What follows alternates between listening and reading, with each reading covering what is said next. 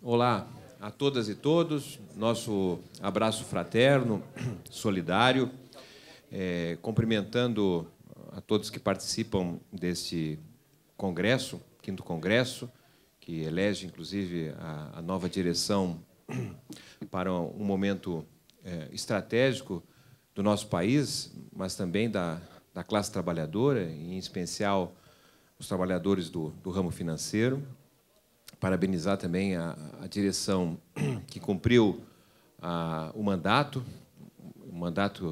que certamente se debateu com um infortúnio muito grande no desenvolvimento capitalista brasileiro, que é justamente uma recessão tão grave que comprometeu, certamente, parte significativa dos empregos, da renda dos trabalhadores. Nossa fala, agradecendo a oportunidade de estar aqui, se dirige, basicamente, a trazer aqui 2 elementos que, a meu modo de ver, são importantes na reflexão e, sobretudo, na atuação dos trabalhadores, das trabalhadoras, através dos seus organismos de representação de interesse, no caso, o sindicalismo. Não desenvolverei aqui uma reflexão específica sobre a categoria do ramo financeiro, até porque acredito que o que nós estamos vivendo hoje não permite, de certa forma, ficarmos prisioneiros de análises tão específicas, pois é importante conhecer o todo, até porque, de forma mais geral, as análises que nós temos tido, especialmente sobre a questão da conjuntura, ela tem se dado de uma forma muito fragmentada e que, muitas vezes, nos dificulta muito entender o todo. Bom, para poder apresentar esses elementos, então, de uma reflexão sobre os desafios, não apenas nesse ano, mas desafios que estão colocados e se manterão a mais à frente, eu queria, na verdade, explicitar um método no qual eu desenvolverei a reflexão.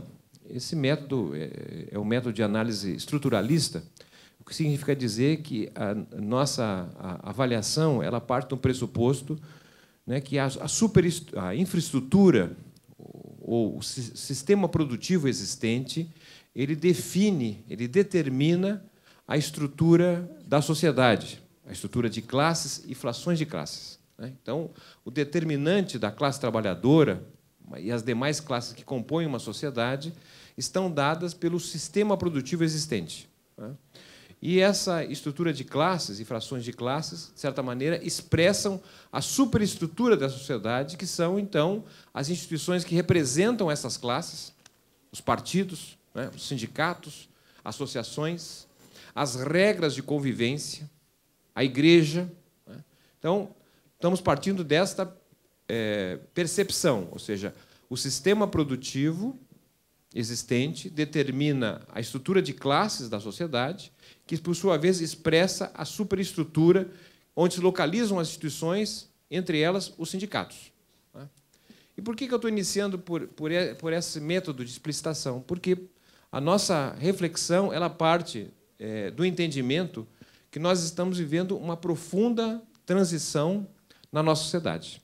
Ou seja, nós estamos deixando de ser uma sociedade urbana-industrial, o dinamismo do capitalismo brasileiro estava assentado na indústria, na manufatura, e esta sociedade urbana-industrial foi constituída a partir, então, desse projeto de industrialização que o Brasil vai ter a partir da década de 1930, cujo seu auge foi o final dos anos 70 e início dos anos 80. E, praticamente, a partir dos anos 90, nós vemos avançando muito rapidamente para uma outra sociedade que não é mais urbana industrial, mas é uma sociedade de serviços. Outros identificam como sendo uma sociedade pós-industrial. Não vou entrar no mérito de que tipo de sociedade seria essa, do ponto de vista conceitual, mas apenas para partir do pressuposto que nós estamos numa sociedade em transição. Tá certo? E, portanto, uma sociedade de transição ela implica, especialmente quem está à frente de organismos de representação de interesse, ter clareza de que o método de trabalho, o método de ação, que anteriormente tinha algum sucesso, possivelmente ele perde o sucesso. Como dizia o próprio Einstein, é burrice imaginar que, aplicando o mesmo método, se obterá resultados diferentes. Isso é importante, a meu modo de ver, destacar. Né? Por quê?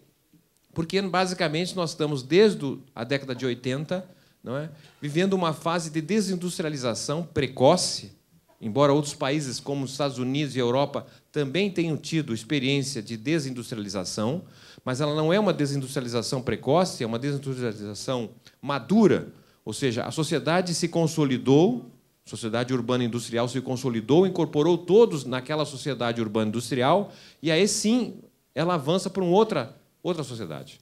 Nós não chegamos a concluir a sociedade urbana industrial, não incluímos a todos. Né? Lembrando, por exemplo, na França, em 1940, de cada 10 operários, apenas um tinha automóvel.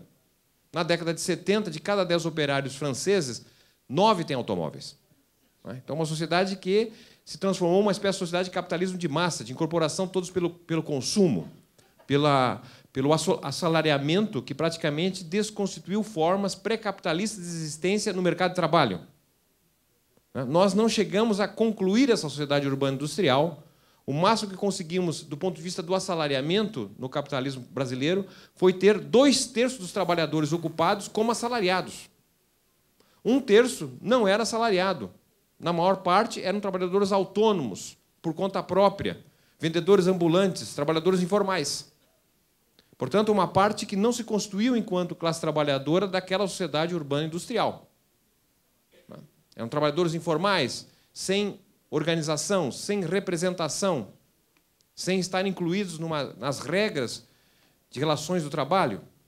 Bom, então o que acontece? O que acontece é que nós estamos mudando, alterando o sistema produtivo, a infraestrutura desse país. Hoje, praticamente 70% da produção do país vem do setor de serviços. A indústria, que representou quase 1/3, 35% do que foi o PIB brasileiro nos anos 80, possivelmente está saindo dessa recessão, a indústria representando menos de 10% do PIB. O que equivale, basicamente, à participação da indústria do Brasil na década de 1910. Há um retrocesso muito rápido na manufatura. Então, o que nós tínhamos em função desta mudança? Nós temos uma mudança na base da sociedade, na sua economia, e, portanto, nós temos reflexos, consequências sobre a estrutura de classe da sociedade. Começamos, por exemplo, com a burguesia, a classe dominante. Há 20 anos atrás, 30 anos atrás, havia, na verdade, líderes dessa classe dominante. O Antônio Hermílio de Moraes, por exemplo, era um empresário da indústria, conhecido, alguém que representava justamente essa parte importante da classe dominante, os industriais. Hoje, quem nós temos de empresários? Qual é o maior empresário brasileiro? O maior empresário brasileiro não é alguém que é dono de uma empresa de cervejaria, cerveja, cuja tecnologia é conhecida há mais de 2000 anos. Ou seja, nós tivemos uma transformação da classe dominante, da burguesia industrial, em burguesia ou financeira, rentista, ou comercial. Certo? Então, nós temos que tratar de entender com quem nós estamos nos relacionando. É uma burguesia rentista ou comercial. O industrial, vendeu a empresa e pegou o dinheiro e aplicou no sistema financeiro. Essa é uma parte grande da burguesia brasileira. Ou aquela que conseguiu se sustentar, ela, na verdade, continua produzindo, mas a partir de importados da China. Ela se transformou, na verdade, num comerciante. Nós não apenas tivemos uma alteração brutal nessa estrutura de classes dos de cima, como também nos intermediários, na classe média. Quer dizer, a construção da sociedade urbana industrial a partir dos anos 30 é uma construção que viabilizou uma ampla, uma larga classe média assalariada. A classe média assalariada ela é resultado da existência de grandes empresas privadas, que é algo que começa a expandir no Brasil a partir da segunda metade da década de 1950, com o plano de metas do Juscelino Kubitschek, que vem a grandes empresas, possivelmente as montadoras, para dar um exemplo, a Volkswagen. O que são os empregos assalariados de classe média? São os jornalistas, os administradores, os contadores, os engenheiros, de maneira geral, gente que tem a ver com escolaridade mais alta, do ensino médio, técnico e, sobretudo, universidade. São os empregos assalariados. O que mais nós temos de empregos assalariados de classe média? O emprego público. Os médicos, os assistentes sociais. Então, uma camada da sociedade assalariada, com salários relativamente mais altos, intermediários, e que estão vinculados ou à administração pública ou o setor privado, especialmente nas grandes empresas. O que ocorreu a partir do final dos anos 80 e dos anos 90? Nós tivemos um processo de transformação nas empresas. Saímos das antigas grandes empresas chamadas fordistas para empresas toyotistas, empresas mais enxutas, que praticaram a chamada terceirização. Trabalhadores que anteriormente eram contratados diretamente e passaram a ser terceirizados. De maneira geral, a terceirização significa retrocesso, precarização. Isso é verdade para trabalhador que anteriormente estava empregado diretamente na empresa, foi demitido e depois passou a exercer aquela mesma atividade por uma empresa terceirizada. Houve aí rebaixamento nesse sentido. Eu era segurança na Volkswagen, contratado diretamente pela Volkswagen. Meu salário era estabelecido pelo sindicato dos metalúrgicos do ABC. Aí o que aconteceu? A Volkswagen me demitiu e contratou uma empresa especializada em segurança, cujo meu emprego nessa empresa, por sua vez, passa a ter um salário muito menor e condições de trabalho muito diferentes. Então, aí tem um rebaixamento, tem precarização. Ocorre que, no Brasil, a expansão da terceirização, de maneira geral, não significou rebaixamento das condições de trabalho, porque 80% dos trabalhadores que passaram a ser contratados pela terceirização eram trabalhadores desempregados, informais, sem tido uma experiência anterior de trabalho. E, portanto, apesar de trabalhar numa terceirização cujos salários são baixos, para ele que não tinha salário, ele que não tinha contrato de trabalho, foi uma ascensão. É importante ter clareza sobre isso, tá certo? Porque um movimento parecido ocorreu no Brasil na própria formação da classe trabalhadora durante a industrialização. Porque parte fundamental daqueles trabalhadores que vieram aqui para trabalhar em São Paulo, na Volkswagen, nas montadoras, eram trabalhadores que vieram do campo, cuja inexistência de relações de trabalho era muito evidente. E, apesar de trabalhar em uma grande empresa com salários mais baixos, para eles era sempre uma ascensão em relação à origem de onde vinham. Há dois filmes interessantes que mostram um pouco esta espécie de ascensão precarizada, como o livro Central do Brasil, por exemplo, que mostra a realidade do trabalhador que vem do Nordeste e vai trabalhar no Rio de Janeiro. O filme também do presidente Lula mostra a realidade, onde é que ele saiu, um lugar que não tinha energia elétrica, não tinha água encanada, vai morar na periferia de Santos, que é uma coisa horrorosa, mas, apesar de horrorosa, é melhor do que a situação que estava anteriormente. Então, essa especialidade da formação da classe trabalhadora, de certa maneira, também se reflete, não é, nessa nova classe trabalhadora que está se expandindo em função dessa transição de uma sociedade urbana industrial para uma sociedade de serviço.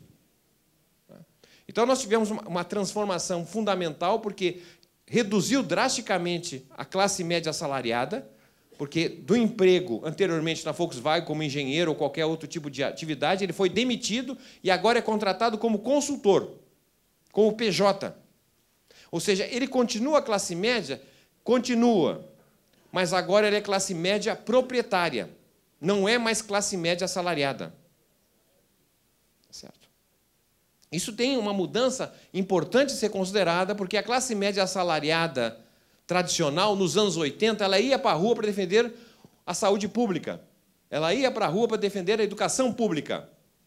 Hoje, a classe média proprietária não sai à rua para defender bens e serviços públicos. E o que está acontecendo em função da reforma trabalhista, a nova CLT e a generalização da terceirização, é que nós vamos ter, rapidamente, a destruição da classe média no emprego público. Porque dificilmente os estados, os municípios e a própria União vai fazer concurso público se pode agora contratar, não é, por licitação, pela lei de menor preço. E é isso que as prefeituras estão fazendo, ao invés de contratar médico, assistente social, faz um pregão. E, portanto, se generaliza no interior do Estado, agora, um emprego muito parecido com o que era no Estado pré-1930. Então, estamos aqui destacando mais uma questão importantíssima, que são as alterações na estrutura de classe e sociedade em função da mudança do sistema produtivo. E, obviamente, no que diz respeito à classe trabalhadora. Nós tínhamos uma classe trabalhadora ampla, assalariada, classe trabalhadora o protagonismo era dado pelos, digamos assim, os trabalhadores da indústria, os metalúrgicos, não só eles, mas apenas para chamar atenção. As greves dos metalúrgicos de 40 anos atrás, em 1978, fundaram, na verdade, uma pauta de reivindicação que se generalizou por quase todas as categorias. A pauta do São Bernardo do Campo era a pauta dos comerciários do Amapá. Isso que deu homogeneidade.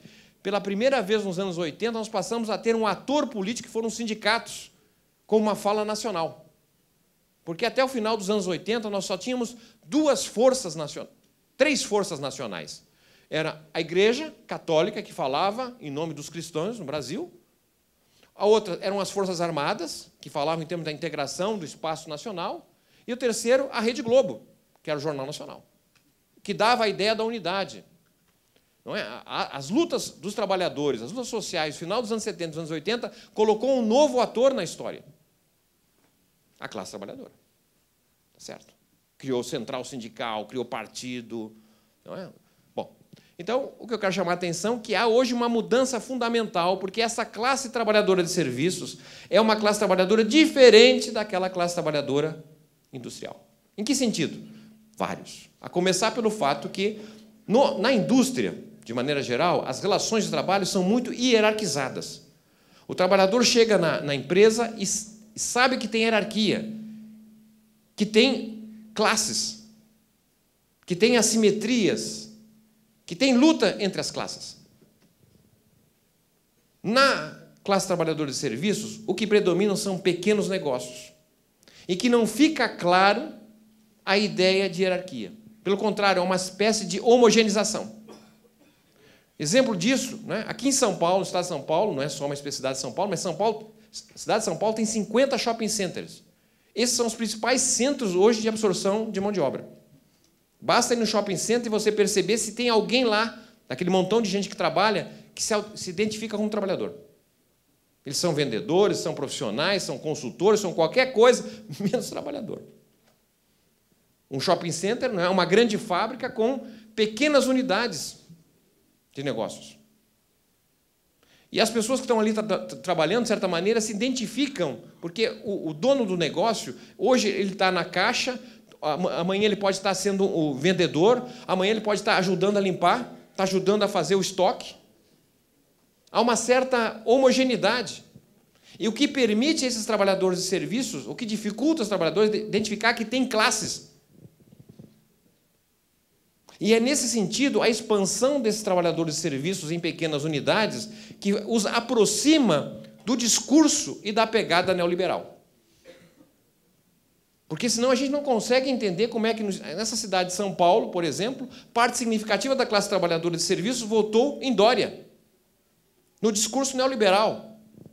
Porque para grande parte desses trabalhadores empregados nas pequenas unidades, o problema não é a hierarquia, a relação capital-trabalho. O problema é o Estado, que arrecada impostos e não os distribui de forma adequada, porque ele percebe que no bairro dele o transporte é ruim, a escola não é boa, a coleta de lixo não passa, e ele percebe que no bairro, muitas vezes bairro rico, onde é que ele trabalha, não é? Lá as coisas funcionam, ou pelo menos funcionam melhor.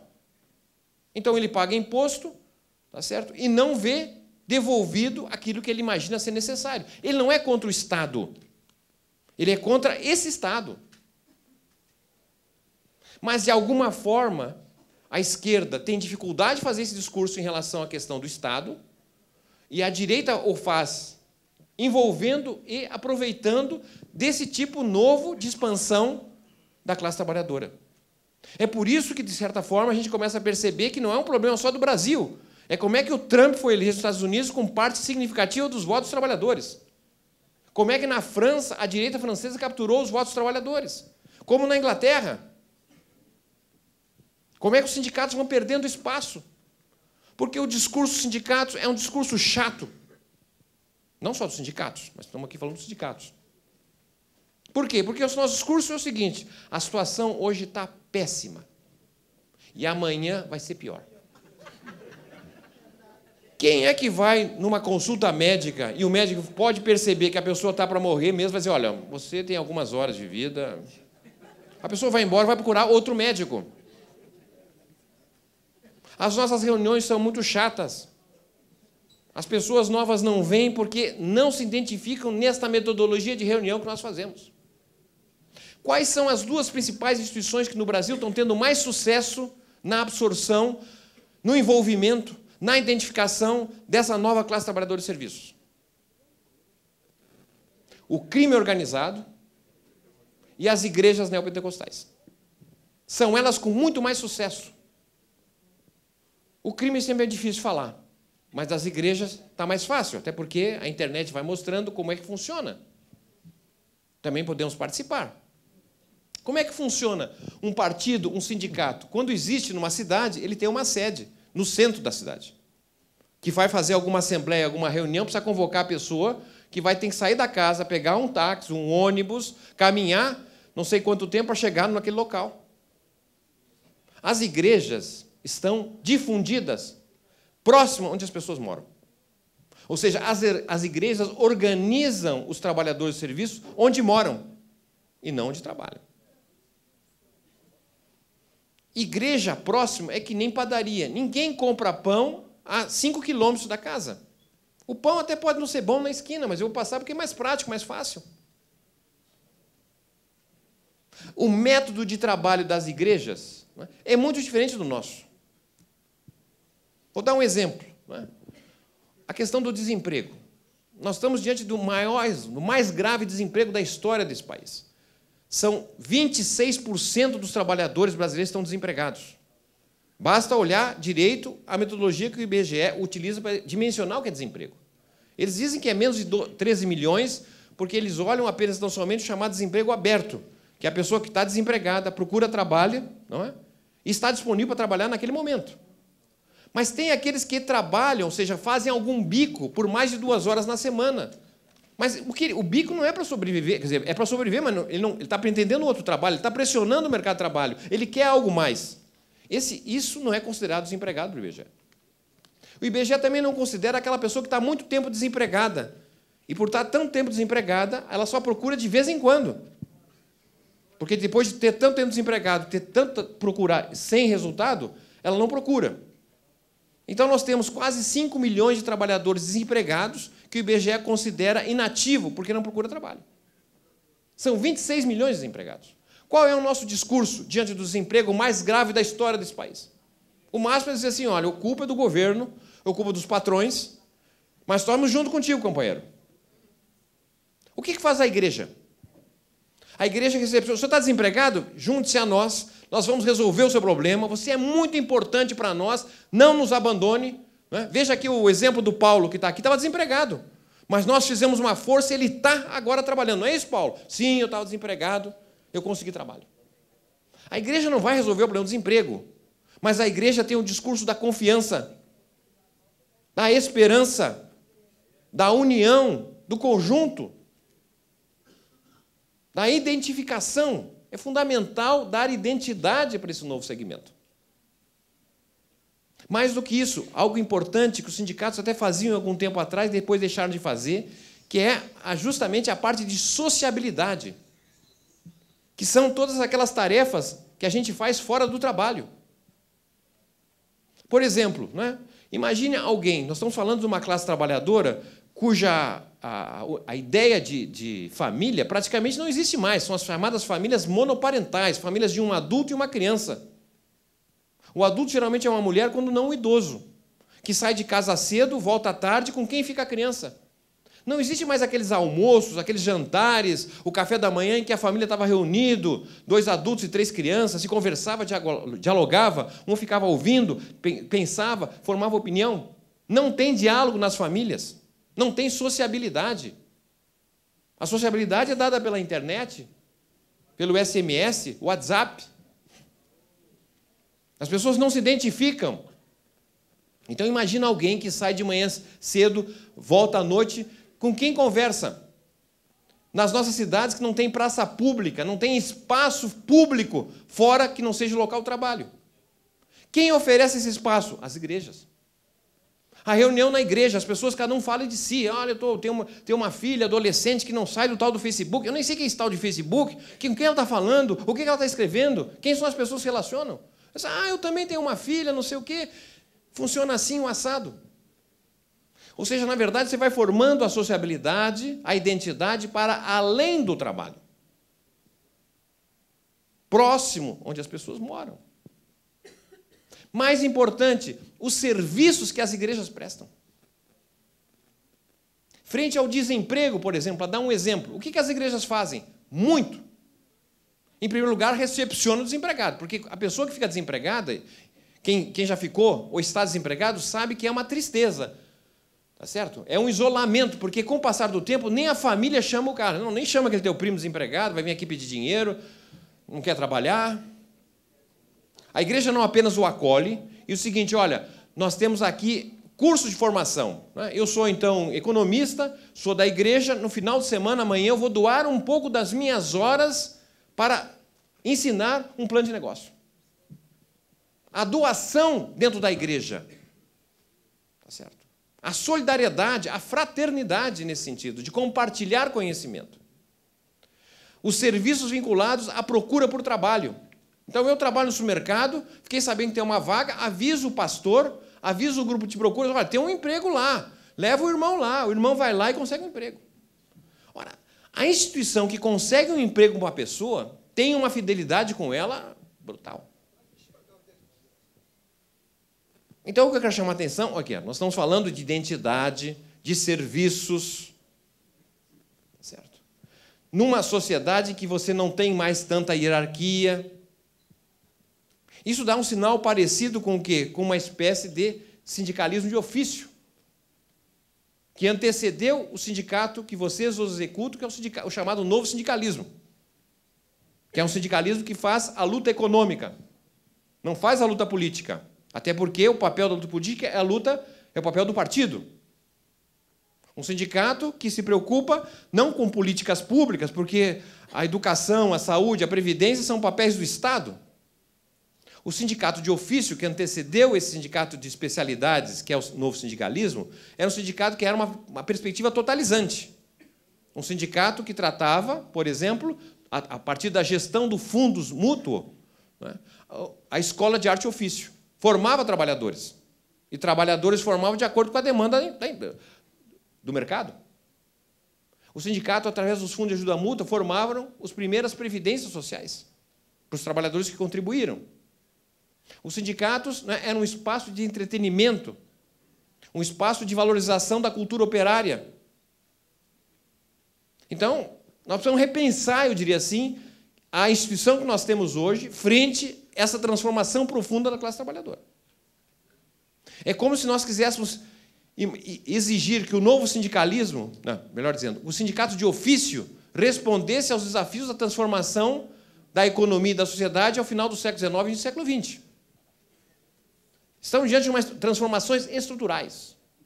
Então, concluindo, não é? Nós temos uma mudança drástica na infraestrutura da economia. É um sistema produtivo de outra ordem. Essa economia gera ocupações, empregos de serviços. E, portanto, a estrutura de classe que nós temos hoje é completamente diferente do que era o Brasil há 30 anos atrás, do início dos anos 80. E se você tem uma mudança na estrutura de classes, isso impacta a superestrutura, impacta as regras, as instituições, a igreja. Então, nós estamos diante desta profunda transformação. É preciso reconhecer isso, tentar entender isso, para saber como é que nós vamos intervir nessa realidade. Porque o mais fácil é dizer o seguinte, não, é que o pessoal não quer trabalhar, não quer se juntar, não é o individualismo, tá certo? Nesse sentido, nós, na verdade, nós estamos nos isolando em relação a essa massa de gente. Então, temos aqui um desafio gigantesco. Não é algo que nos deveria desestimular, pelo contrário, é algo que nos permitirá dar um salto em relação ao que entendemos desse novo mundo do trabalho. Se a gente pegar, por exemplo, a ocupação no setor bancário, na segunda metade dos anos 80, nós tínhamos uma coisa próxima de 1 milhão de trabalhadores contratados diretamente pelos bancos. E tínhamos 200 mil trabalhadores contratados indiretamente pelos bancos nas atividades de terceirização, aquelas atividades de transporte de valores, não é? De segurança, que eram permitido pela terceirização da lei dos anos 70. Hoje nós temos, eu não sei quanto, menos de 400 mil, posso dizer assim, trabalhadores bancários diretamente contratados, e possivelmente temos mais de 1 milhão de trabalhadores prestadores de serviço aos bancos. Essa é uma questão chave. Tá certo? O desafio da desorganização que o governo Temer está fazendo é um problema seríssimo, mas, ao mesmo tempo, nos promove a oportunidade de repensar as nossas práticas, de reorganizar as nossas tarefas e dar um salto do ponto de vista organizativo. Porque, de maneira geral, nós tivemos uma grande oportunidade de fazermos pelas nossas forças nos anos 2000 e nós não fizemos. Nós nos negamos a fazer. Vamos lembrar que, no início de 2003, foi aberto a terceira possibilidade de mudança no sistema de relações de trabalho brasileiro. O governo Lula abriu a oportunidade, o Fórum do Trabalho, de criar, na verdade, um novo projeto de lei, uma lei que alterasse as relações de trabalho, implantando aquilo que era o sonho do novo sindicalismo do início dos anos 80. O contrato coletivo de trabalho, a organização por local de trabalho, nova forma de financiamento dos sindicatos. E o que nós tivemos? Quando tínhamos força, tínhamos o governo. O que nós conseguimos, basicamente, era fazer algo impensável por quem lutou nos anos 80, que foi ter colocado as centrais sindicais sendo financiado pela própria contribuição sindical.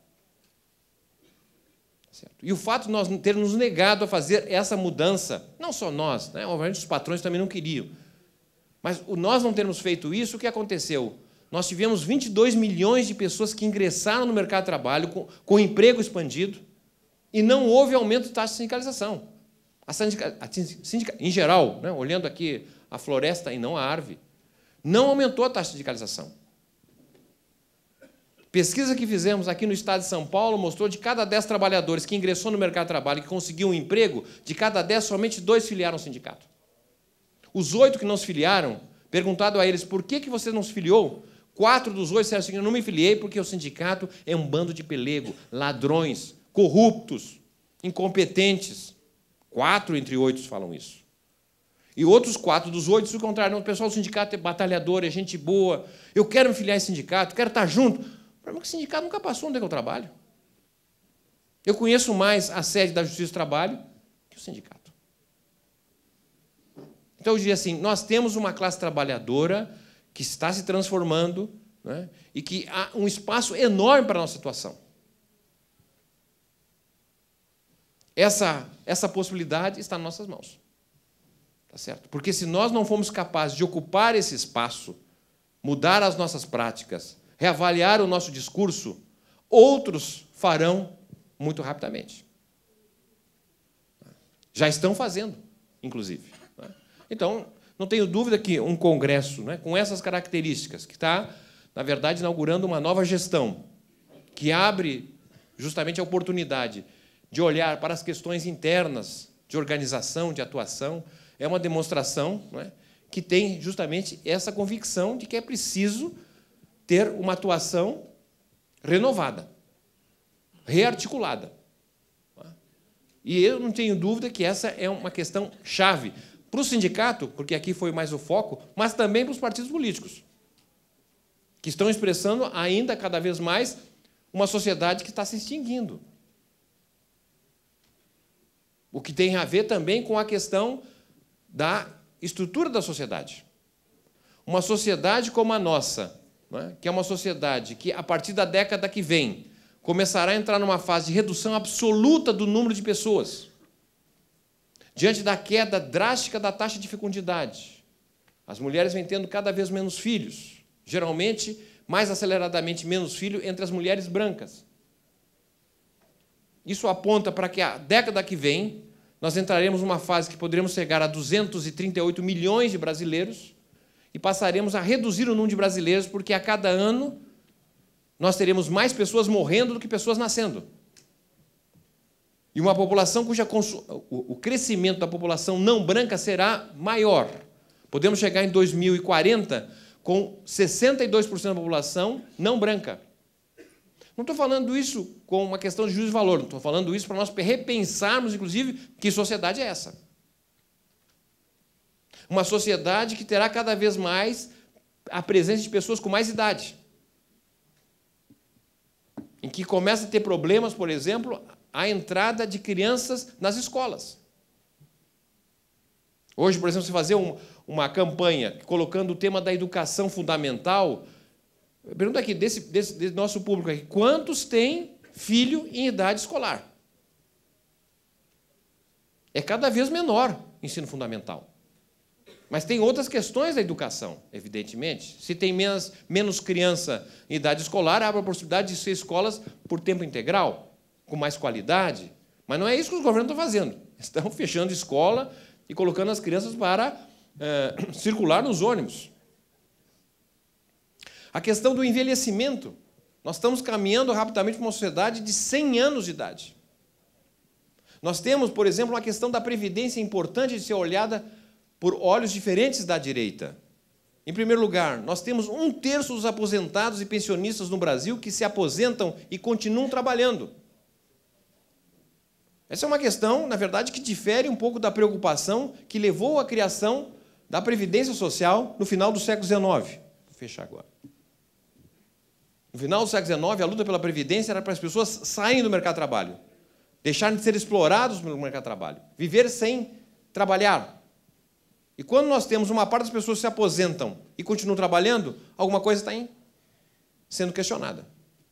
A aposentadoria, então, é o segundo cheque? Quem se aposenta e continua trabalhando? São os trabalhadores da agricultura familiar, o trabalhador da construção civil? Não, em geral, são trabalhadores, né, do setor público, universitários, juízes. Não são segmentos de baixa renda. Essa é uma questão muito importante da Previdência, porque a Previdência era para as pessoas saírem do mercado de trabalho e abrir espaço para os mais jovens. Como repensar essa questão da Previdência? Será que estamos de acordo com o Brasil ter 238 milhões de habitantes, um país continental que poderia ter 400 milhões? Qual seria a política pública que desse à mulher a condição de escolher melhor se quer ter ou não ter filho? Tem várias experiências internacionais sendo aplicadas nesse sentido. Portanto, estamos diante de um grande desafio. Certo? Apesar dos problemas de curto prazo, do fim do ciclo político, do golpe que está em curso, né? Questões que estão exigindo respostas imediatas, mas, ao mesmo tempo, nós temos aqui questões de ordem estrutural, que não podem apenas e tão somente estar sendo respondidas no curto prazo. Requer planejamento. Daqui a 5 anos, como é que vai estar o sindicato? Como é que estará a confederação? Qual será a classe trabalhadora? Em quem nós vamos, na verdade, atuar? São, na verdade, questões que, certamente, esse Congresso terá condições de melhor responder, preparando, portanto, o enfrentamento em novas bases dos desafios que estão apresentados para nós. Muito obrigado.